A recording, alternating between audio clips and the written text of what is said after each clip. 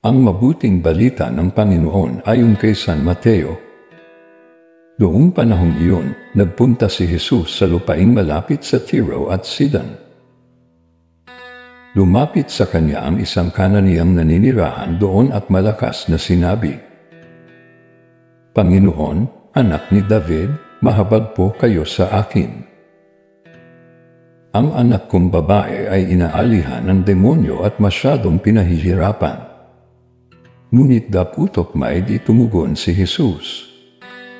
At lumapit ang kanyang mga alagad at sinabi sa kanya, "Pagbigyan na nga po ninyo at nang umalis."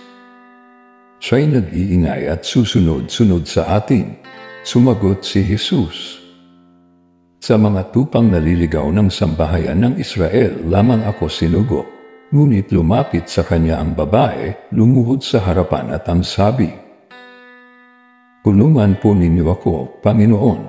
Sumagot si Jesus, "Hindi dapat kunin ang pagkain ng mga anak upang ihagis sa mga tuta." "Tunay nga po, Panginoon," tugon ng babae.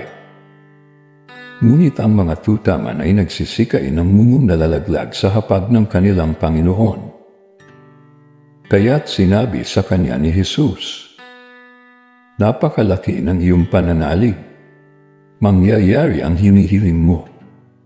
At noon di gumaling ang kanyang anak. Ang mabuting balita ng Panginoon. Pinupuri ka namin, Panginoong Hesukristo.